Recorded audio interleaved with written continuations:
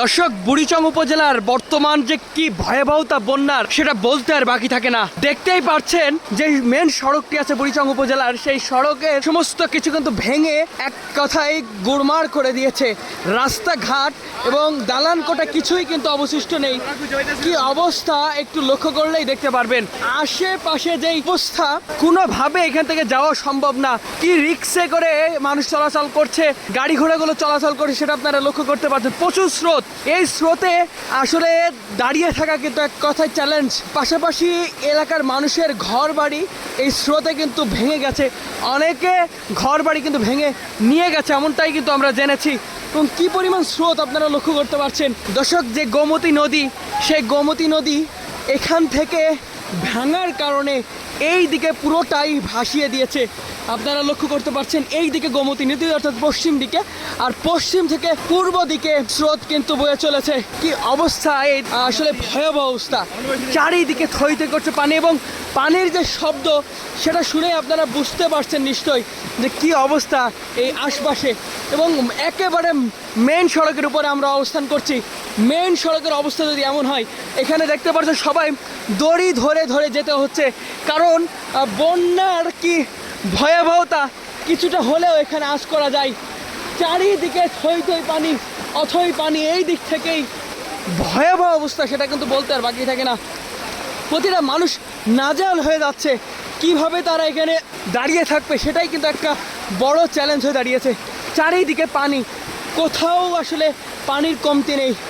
এই পানির ভিতরেই সাধারণ মানুষ চলাচল করছে, অনেকে আসলে ত্রাণ নিয়ে সামনের দিকে যাচ্ছে ত্রাণ দেওয়ার জন্য। আর গাড়িগুলো কিন্তু খুব স্থিরভাবে দাঁড়িয়ে আছে, কারণ প্রচুর ভারী উপরে তাদের যে খাদ্য সামগ্রী আছে সেগুলো আনা হয়েছে, সেই কারণে তাদের কাছে কিছু মনে হচ্ছে না, এমনটাই কিন্তু আসলে আমরা যতটুকু জেনেছি। আমরা ঠিক যেখানে অবস্থান করছি সেই জায়গার নদীর যে স্রোত লক্ষ্য করলে বুঝতে পারছি।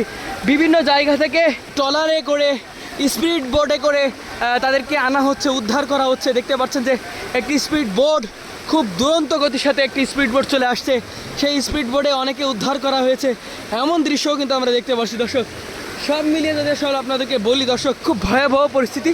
চারিদিকে স্রোত, এই স্রোতের মধ্যেই তাদের সংগ্রাম, এই স্রোতের মধ্যেই তাদের চলাচল, এমনটাই কিন্তু আমরা লক্ষ্য করতে পারছি। এবং কী পরিস্থিতি একটু লক্ষ্য করলে দেখতে পারেন সামনে এই বন্যার পানির মধ্যে এতটা স্রোত, এই স্রোতে কোনোভাবেই দাঁড়াতে পারছে না সাধারণ মানুষ।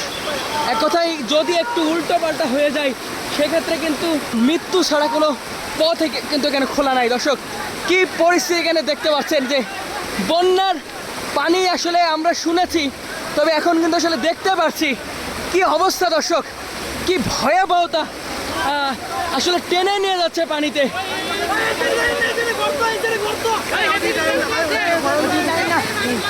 দর্শক, সামনে কি পরিস্থিতি? খুবই করুন, আপনি এখানে দাঁড়িয়ে থাকতে পারবেন না, পানির স্রোত খুবই খারাপ, ওদিকে স্রোত, এইদিকে। দর্শক, আমাদেরকে ঠিক তারা যেমন বললো যে সামনে কিন্তু আরও ভয়াবহতা। কি অবস্থা বন্যার, যে এতটা ভয়াবহ, এতটা করুণ পরিস্থিতি, সেটা আসলে আমরা এখন কিন্তু কিছুটা হলেও ধারণা করতে পারছি, এটা কিছুটা কিন্তু আঁচ করতে পারছি যে বন্যা যে কতটা ভয়ঙ্কর। এমন শত শত মানুষ যাওয়া আসা করছে যাতে পদে একটু যেতে পারে, অনেকে ত্রাণ সামগ্রী আসলে নিয়ে যাচ্ছে, অনেকে ত্রাণ সামগ্রী দিয়ে যাচ্ছে, এমনটাই কিন্তু আমরা দেখতে পাচ্ছি।